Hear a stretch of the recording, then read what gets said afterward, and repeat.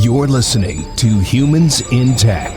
Our podcast explores today's most transformative technology and the trends of tomorrow, bringing together the brightest minds in and outside of our industry.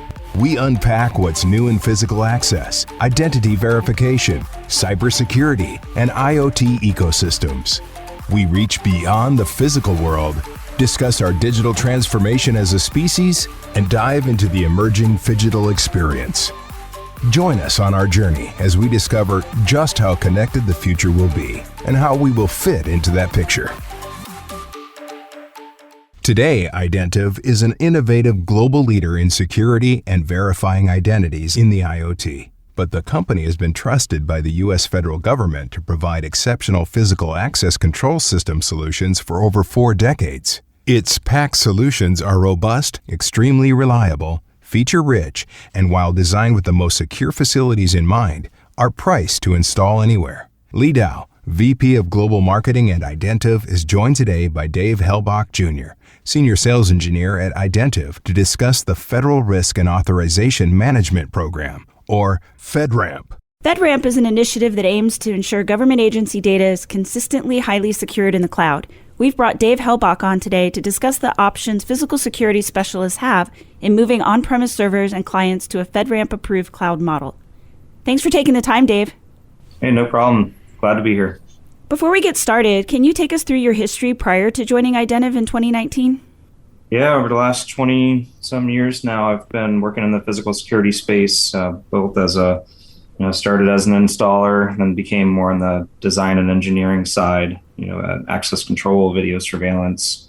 In the early 2000s, around 2004, started getting heavily involved with smart cards and different type of credentialing technologies. And then eventually joined the government, worked there for a few years, and then now I'm back out into the industry side of the world and, selling the solutions to various customers like the federal government and other commercial applications that need highly available and high security devices. And that brings me to today. Over those 20 years, what are the most significant changes you've noted in physical security in general? I think the adaptation of the IT piece of the industry moving into very intelligent applications, network-driven applications, the server side, the storage side, where a lot of the systems in prior, decades at this point, were very stovepiped, individual, no access systems to them remotely, where now you can set up almost everything that you need in a cloud infrastructure, in either an internal cloud or a hosted cloud.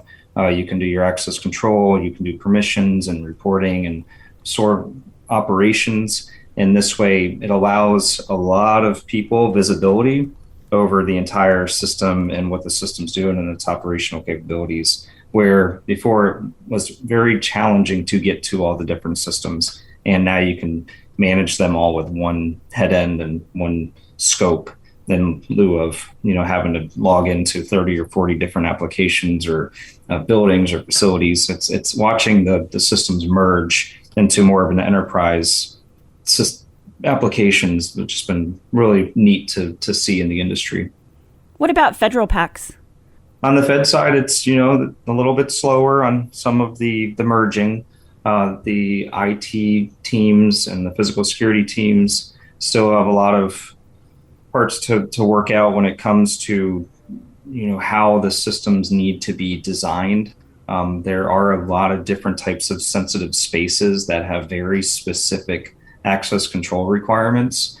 And because of those requirements, it can become a bit combative between the two teams because of how the system has to operate due to one requirement, and then the IT teams have a separate requirement on how it needs to operate, and just causes some frustration.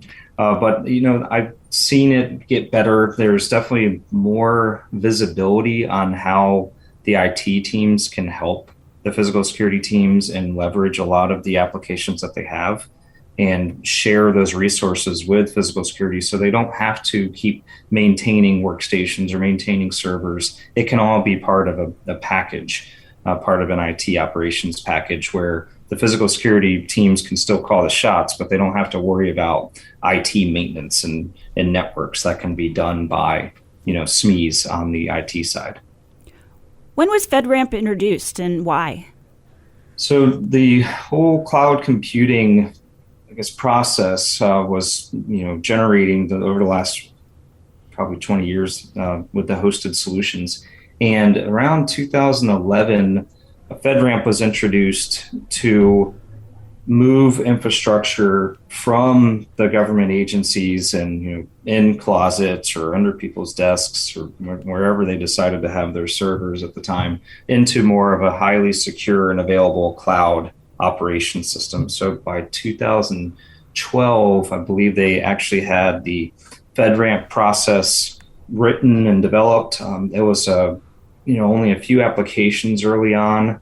They have now, I think there's up to 4 different types of applications you can actually apply to. So you could apply as a high system, immediate system, a low system. I think that there's also an entry level system for, if you want to do some sort of basic processing or basic open level coding, or if you wanted to maybe have a program management guideline where it's a process that may not need to fit a high mold, but you can actually do a FedRAMP solution for a very low application since it's not sharing anything specific. No one's going to be interrupted or processes interrupted if there's an integrity issue.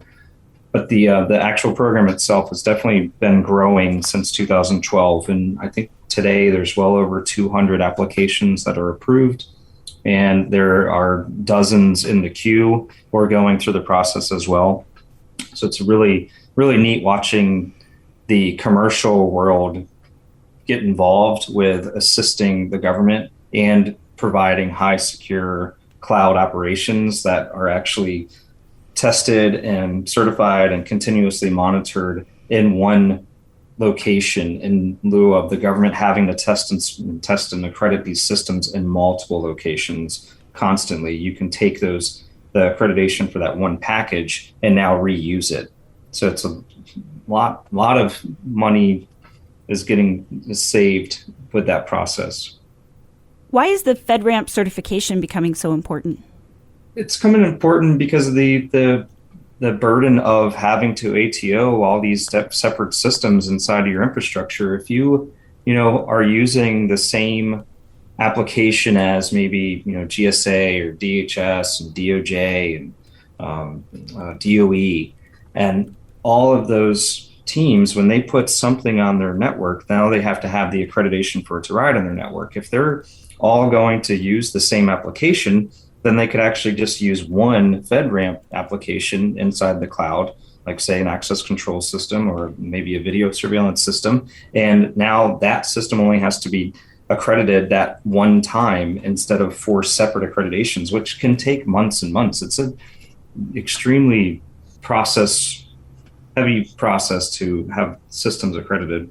So Bloomberg did a spending analysis and found that U.S. federal agencies spent $6.6 billion on cloud computing services in 2020, and then $6.1 billion the year before that. Have you noticed a spike in the number of providers that are seeking certification? Right now, I think there is definitely a spike. There's, even internally at Identiv, it's one of the processes that we're looking at here to offer to our end users as a service. I think it's also good for our commercial applications too. You have to go through quite a rigorous process in order to even be a FedRAMP approved solution. And one of the primary benefits of actually using a FedRAMP cloud service is now you don't have to maintain all those servers individually. You're not doing all the controls and monitoring. You're using that and reciprocating that ATO inside of your agency and having to not become a IT support maintenance team and desktop support maintenance team. Your application can be hosted, used, and delivered to you, and then have that management stuff done by the host, by the provider of that FedRAMP solution. So I think it's going to continue to grow. I also think in the commercial world that they're going to see these FedRAMP listed systems as a benefit, right? They went through that rigorous process. They know the teams that are doing it. I mean, now that they're at hundreds of systems that are approved, they're going to say, wow, we have to use this, risk management framework. We need to apply certain controls to our systems, but we could also go this other route with a hosted route and then not have to recreate building that entire application internally to our infrastructure. We can use the hosted application and know it's highly secure and available for the end users using that platform. Is FedRAMP a realistic requirement for PACs hosted and managed by a commercial vendor? So the FedRAMP applications, there are definitely a lot of different use cases. It's going to be up to agency-specific guidance, agency-specific requirements. The integrity of the system is there and it can be used, but it's going to be determined by those federal agencies if they want to use a FedRAMP application to do physical access control activities. The systems are definitely available to do it. It's going to be a culture shift for the actual physical security specialists to accept using a FedRAMP infrastructure to host their data, host their alarms, host the credential management applications, to host all the access levels and the door groups and time zones and controls. And that's going to be an interesting, I think next couple of years will be interesting watching those applications and understanding if the government is going to move in that direction. Right now, we are getting a lot of interest, a lot of calls. It is definitely becoming a priority internally as well to be able to offer it. Will it eventually become the go-to solution for the government? I think in some cases it probably will. In other cases, they may keep their standalone systems, and that's going to be the direction of those agencies. So FedRAMP is here to stay. I believe so. Yep. At this point, we are definitely going to see a lot of activity, and we're going to offer our own solutions at Identiv, and we're also going to team up with other solutions to make sure that we are giving our end users everything they need. Well, thank you so much for joining us today and taking the time to walk us through FedRAMP. You got it. No problem. Thanks for having me. The problem isn't security, it's awareness.